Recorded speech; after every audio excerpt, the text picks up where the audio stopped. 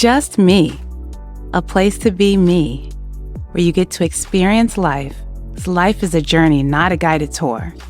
If you want the rainbow, you have to go through the rain. Welcome back, guys. Thank you so much for joining us this week. At Clinicians Table Talk, your space for authentic mental health dialogue, brought to you by Journeys Counseling Center and Just Me podcast. My name is Sasha, and I'm joined by my brilliant co-hosts Tracy and Sharina. And this week, we're going to be tackling a good topic that weighs heavily on many men: socioeconomic pressures, all about that money. We'll discuss how financial strain, job stress, and the pressures to provide impact men's mental health. And most importantly, we're going to explore how to navigate through these challenges with support, tools, and emotional resilience. And we know that financial stress can be paralyzing. It creates anxiety, it creates shame, and even depression. But most men keep silent about those things. Unemployment, underemployment can shake a man's confidence. He starts to question his worth and withdrawals from people who truly care about him. And if you think about it, society expects men to always to be in control, have it together, be the top dog, the king, and they often suffer in silence. And so some of the helpful tips that we're going to discuss is, really breaking that silence as it relates to talking to people, talking to someone that you love, you trust about financial stress. And once we start talking about it, naming it, calling it what it is, hey, I'm stressed financially. You putting it out there. And when you put it out there, or when they put it out there, it's removing the shame. And also there are resources out there that can help. Community resources. You never know as it relates to, for example, in the barbershop, talking about how stressed you are financially as a male. And then the guy that's cutting your hair is like, hey, I know of a community resource that can help out. And he may provide information about financial counseling or job placement services that can support the next step as it relates to resolving the situation regarding financial stress. So we need to start talking about it, talking about what's going on as men, put it out there. And you never know who's listening, who have the resources or who know the resources. And so many men tie their self-worth to their job title or their income level. When work becomes unstable, they kind of lose their sense of identity. And I wouldn't say just men, women as well. Burnout, whew, that is real. Like you said, Sasha, for men and women, long hours, working from 9 to 9, trying to impress, to keep the job, and then having the mental illness of the pressure to perform and not feeling like it's enough. And then fear of failure comes up as you're trying to perform and do the right thing because you don't feel that you're worthy or you can do the work. All that adds up. The long hours, the pressure, the fear of failure, it adds up and it show up in the mental and physical health. And that sounds like a boxing match between workplace stress and identity. That's why we need to separate identity from productivity. You are more than what you do.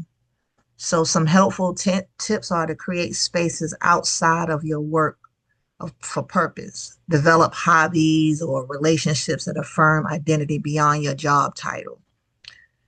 Take mental health days seriously. And most jobs now, they incorporate, a mental health day, whether it's once a quarter once a month. Utilize it. Use the time off to rest and to reflect, not just to run errands, because we do that. That Friday is my day off and I have a list of errands to do. That's not being off. That's just supplementing one job to another. Like really rest in those days that you identify as a mental health rest day. That is right, Tracy, as it relates to replacing days off with running errands. And men do that. They do that a lot. But another pressure is, let's talk about being the king of the family, providing for the family, making sure that everybody have what they need, the weight of providing. And if you look at our history, men are taught you're supposed to provide, you're supposed to be strong. And that's when that pressure starts early as it relates to what is it that you need to do and how you need to do it and how everybody problems within the family falls on you. And as a male, it never stops. Yeah, you're absolutely right. But it's not just about the money. It's about being seen as strong, dependable, never needing help. And just from a woman's point of view, because we look at our men, like you always refer to them as the king, as kings, as kings. And are the women, strong women that does those same type of qualities of those things is very exhausting, you know, having to fit all of those roles or responsibilities. I'm the strong one. They're dependent on me. I don't need help, or I have to be the breadwinner to make sure I can pay these bills and make everything established. And having to make sure all of those areas are intact, it's exhausting. And I think that we have to redefine what it means to provide and to be strong. So I know you guys can't see me, but I'm putting provide in air quotes, and being strong in air quotes, because presence, love, leadership, those are just as important as and included in the concept of providing and being strong. So it doesn't have to just be, when we think about providing for a family or providing for our loved ones or providing for our children, it doesn't have to just be income. You can also, in the same breath, providing does include and encompass being present, providing love, providing leadership, providing guidance, providing mentorship, providing empathy, providing a listening ear. And all of those can also be encompassed in the concept of providing, being strong. So when we think about that, let's reframe the concept of providing to include emotional and spiritual presence, not just those financial contributions. And then secondly, sharing the load. It's okay to invite a partner or a family member into a transparent conversation about budgeting, prioritizing, and your needs, especially if some of those family members or loved ones can share some helpful insight. You never know what information people can provide or helpful information that people can provide unless you talk about things. You kind of have to be transparent.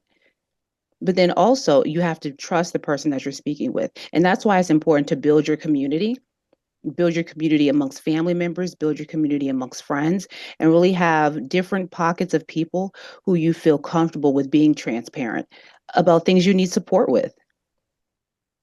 Yeah, I like what you said, and as you were speaking, I just made a note that checks don't make you a provider. I'm just thinking about a lot of single parent homes where whether it's the man or the woman paying child support, and they've got their chest all porked out saying, "Well, I'm providing because I'm sending a check," but the child need more than that. Mm-hmm. And when you mention that, where's the presence, where's the love, where's the leadership? Just to make sure you have all those aspects in there. When we talk about building resilience, economic pressures doesn't have to defeat you. It can also strengthen you if you have the right support system and the right mindset. But we have to think about, when it comes to resilience, it's not pretending that everything is fine, because you're lying to yourself and you're lying to others. It's learning how to bounce back and ask for help when it's needed. And healing is a process. I know that there's been a lot of media trends, social media trends, especially around mental health, where they give um, social influencers give helpful tips around healing and strength and prosperity. But healing isn't a one and done type of thing. So whether it's emotional, whether it's financial, whether it's spiritual, you don't have to do it all alone. It's an ongoing process. Adulting is an ongoing process. The same thing that was financially sustainable in your 20s is not going to be financially sustainable in your 30s. And that is proven right now with the economy. Mm.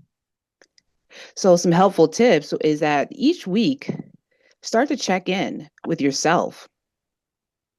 What's within your control and what's weighing you down? Ask yourself those two questions. What's within your control and what's weighing you down?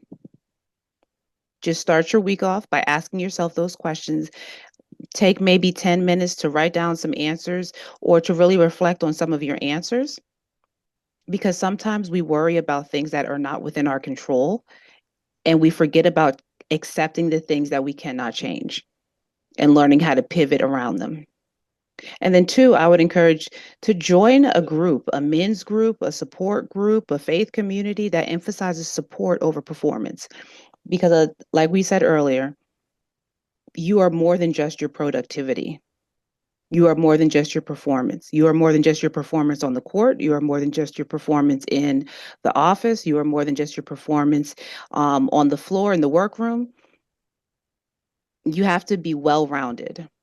And so putting yourself in spaces where there are other people who can provide that support and you're able to be and have transparent conversations, not just about budgeting and finances, but about emotional support, about spiritual support, about your physical health. Join a pickup league with basketball or flag football. Several conversations happen around physical activity. So all this to say, men, your value is not measured by your paycheck, and you are more than what you do. You are definitely more than what you do. And what you can do right now is just turn the volume up on your device, whatever you use to listen to this, because I want you to hear this. Give yourself permission to release that pressure. There is strength in asking for help.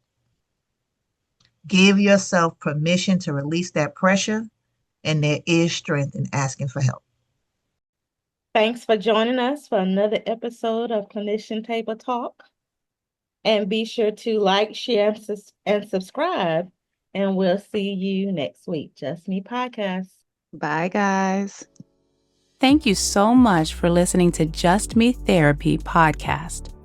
If you are seeking further one-on-one diagnoses, interventions, and treatment plans, please consider scheduling an appointment with an individual counselor at Journeys Counseling Center, located in Greensboro, North Carolina.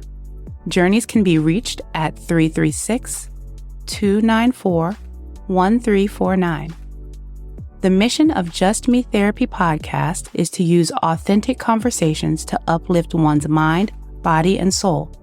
The goal of Just Me Therapy is to offer affordable education and insight to individuals who experience financial barriers to accessing individualized behavioral health care services. With that being said, the information, including opinions, advice, and recommendations discussed in this podcast, are intended for individual, informational, and educational purposes only. Such information is not intended to substitute the recommendations of your own licensed therapist or healthcare professional.